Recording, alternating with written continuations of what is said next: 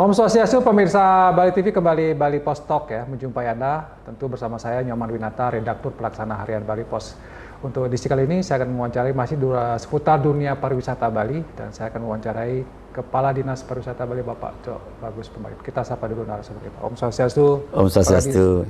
Nabi kata kena sehat. Kena sehat, ya. Cik.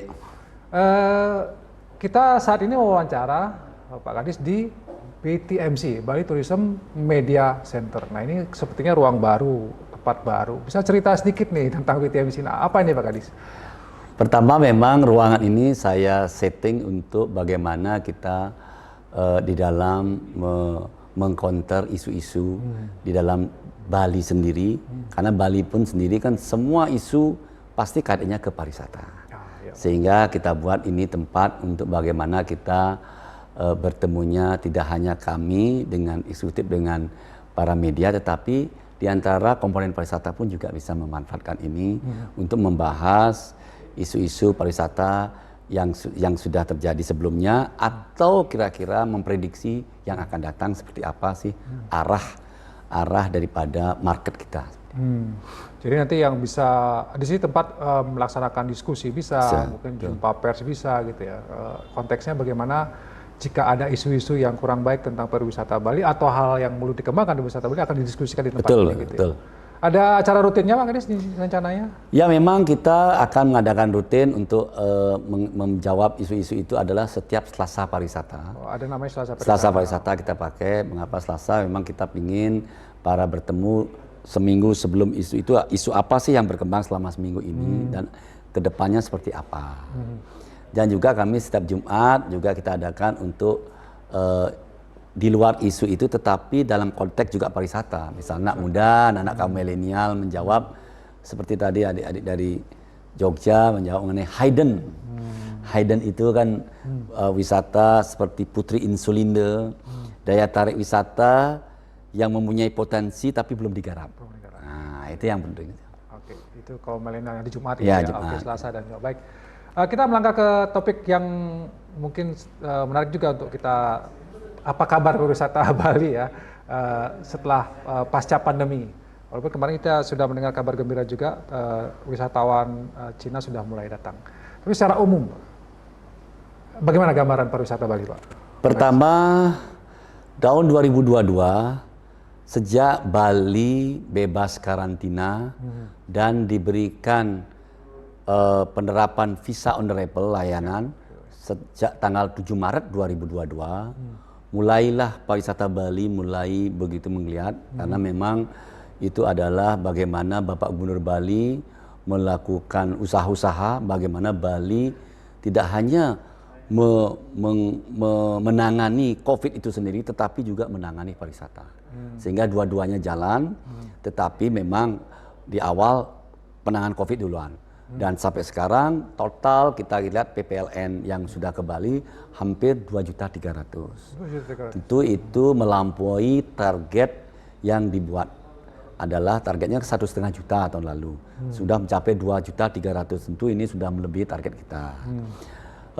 Yang kita lihat juga ada perkembangan daripada wisatawan yang datang. Sekarang ini kan tidak hanya 23 VOA aja visa on arrival, tetapi sudah mencapai 86 layanan visa on arrival untuk 86 negara dan 9 negara bebas kunjungan untuk ASEAN. Seperti kita dari Jakarta, orang Jakarta ke Bali tidak lagi pakai visa. Nah, untuk ASEAN khususnya. Maskapai yang sudah terbang ke Bali ada 28 maskapai penerbangan. Dan sampai Maret, dari Januari sampai Maret 2023 ini akan sudah ada mengajukan penerbangan ke Bali dari 13 maskapai lagi. Yang baru berarti? Yang baru. Mudah-mudahan ini memberikan angin segar bagi Bali untuk membangkitkan Bali dari sisi pariwisata sehingga pertumbuhan ekonomi Bali mulai meningkat dan muaranya memberikan kesejahteraan bagi masyarakat Bali khususnya. Masyarakat Bali. Berarti sudah ada perkembangan yang positif. Tapi kemarin kan sempat juga ada isu-isu wacana-wacana krisis ekonomi global gitu ya. Ini juga mau tidak mau akan berpengaruh terhadap kunjungan wisatawan. Karena kan orang dananya berkurang karena krisis segala macam, orang akan enggan katanya wisata. Nah, gimana Pak Kadis melihat dampak dari krisis global? Tentu memang itu ada kekhawatiran dari para pengamat, dari para teman-teman juga di komunitas wisata terkait dengan adanya isu-isu daripada bagaimana ekonomi tahun 2023. Tapi saya optimis karena apa? Karena hampir 2,5 tahun di planet bumi ini orang tidak bisa bepergian kemana-mana. Sehingga apalagi Bali menjadi tempat yang paling favorit di dunia untuk dikunjungi oleh wisatawan. Nah, tentu pariwisata tidak lagi merupakan suatu keinginan lagi, tetapi merupakan kebutuhan seseorang untuk menikmati baik itu atraksinya dari sisi nature-nya, culture-nya maupun man-made. Nah, saya optimis dengan adanya tren wisatawan ke depan ini, melihat data 2022, kami yakin Bali masih tetap menjadi tempat yang favorit dan trennya akan meningkat jumlah kunjungan wisatawan. Ada target Pak Kadis untuk 2020? Kalau target dari Pak Menteri sendiri, kami ditargetkan 4 juta untuk wisatawan mancanegara. Tetapi dari Pak Gubernur Bali kemarin waktu menerima kunjungan wisatawan Tiongkok, beliau menyatakan wisatawan mancanegara yang ke Bali minimal 4,5 juta, bahkan sampai 4,7 juta.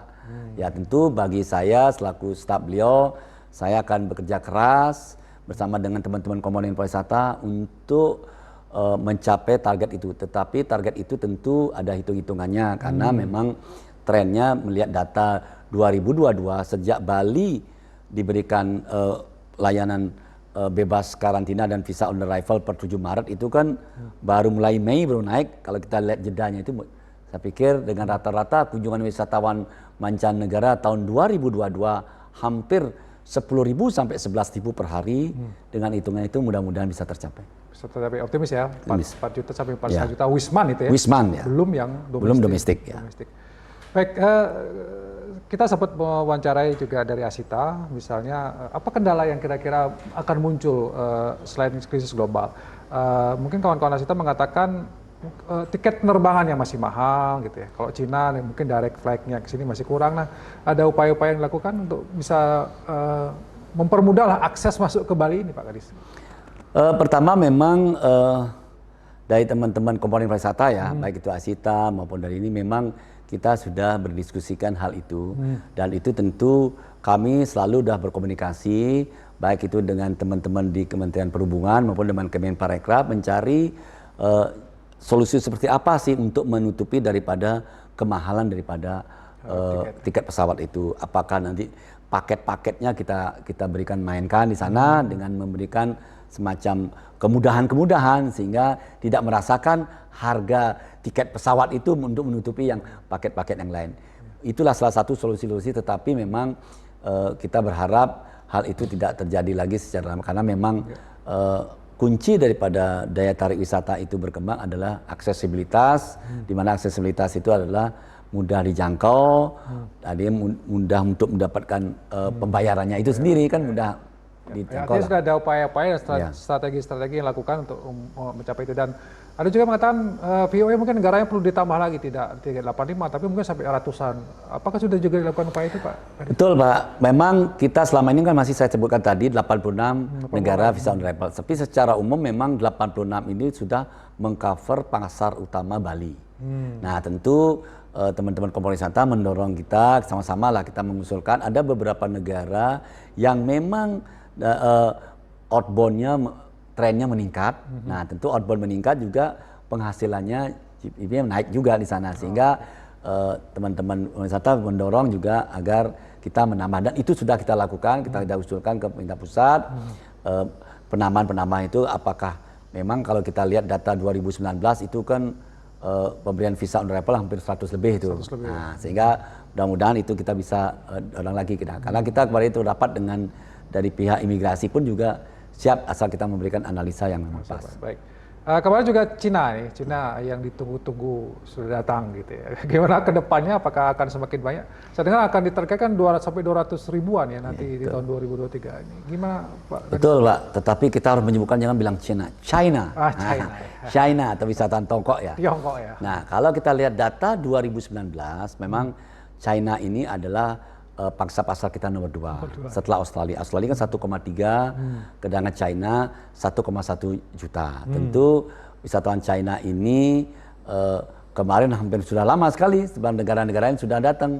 Mudah-mudahan kemarin dengan bagaimana Pak Gubernur berkomunikasi dengan Presiden China di G20 untuk biar bisa warganya yang bepergian bisa dibuka lagi. Nah, itu harapan Pak Gub dan itu sudah terbukti. Saya ditugaskan oleh Pak Gub untuk bagaimana menyiapkan kedatangan wisatawan kemarin sehingga kita bagaimana Tiongkok ini kita acarakanlah untuk kita langsung gubernur hadir itu, gubernur dan wakil gubernur hadir. Bahkan juga hadir dan bahkan Deputi bidang pemasaran Ibu Made Ayu Martini itu hadir. Sehingga kita memberikan bahwa ini loh Bali, kami welcome sekali dengan Tiongkok. Apalagi Tiongkok dari sisi budaya kita hampir ada kemiripan dengan Bali. Akan ada susulan lagi tamu-tamu datang dalam waktu dekat ini yang dari China? Betul, nanti ada susul apalagi sekarang ada penerbangan reguler yang sudah mengajukan sampai bulan Maret yang tadi 13 saya bilang. Ada barang 1/2 maskapai yang dari China. Mudah-mudahan itu bisa segera mulai makin cepat makin bagus. Sehingga salah satu juga target kita untuk mendapatkan jumlah kunjungan wisatawan ini targetnya Pak Gubernur itu. Ya, saya mudah-mudahan lah itu bisa segera semakin cepat makin bagus itu. Jadi kuncinya 2023 kalau Pak Kadis melihatnya optimis ya? Optimis saya. Oke, walaupun ada krisis ekonomi global, ada perkembangan lain, tetap optimis. Optimis. Karena Bali masih memiliki nama yang cukup kuat ya. Betul. Baik. Sebagai closing statement dari Pak Kadis, ada yang mungkin Pak Kadis ingin sampaikan harapan mungkin kepada masyarakat Bali, khususnya pelaku pariwisata dalam konteks ini? Baik, pertama Bali memang sangat tergantung dengan pariwisata. Tentu masyarakat karena dengan berkembangnya pariwisata sekarang, jangan tetap protokol kesehatan itu tetap dijaga karena sesuai dengan kita terapkan di Bali walaupun memang PPKM sudah dicabut, tapi saya berharap teman-teman komponen pariwisata juga menjaga baik itu dari sisi CHSE-nya maupun dari sisi jaga kualitas pelayanan kepada wisatawan karena itu kunci daripada wisatawan di Bali, tempat di Bali itu adalah bagaimana kualitas Bali di dalam melayani wisatawan karena ke depan persaingan destinasi dunia sangat ketat sekali di dalam memberikan pelayanan kepada wisatawan. Itu aja saya minta. Baik, terima kasih Pak Kadis atas waktunya dan kita tentu sangat berharap semua ya pariwisata Bali cepat bangkit di tengah berbagai macam kendala-kendala ini karena mau tidak mau harus diakui Bali sangat tergantung dari sektor pariwisata dan upaya pemerintah saya kira sudah on the track untuk melakukan itu, tinggal mudah-mudahan tidak ada pandemi lagi kan dan waspada terus ya tentang kesehatan, tentang protokol kesehatan ini supaya pariwisata tetap bisa sehat juga. Demikian Bali Post Talk kali ini, saya ucapkan terima kasih atas perhatian Anda. Saya tutup dengan Promo Santi. Om Santi. Terima kasih, sampai jumpa.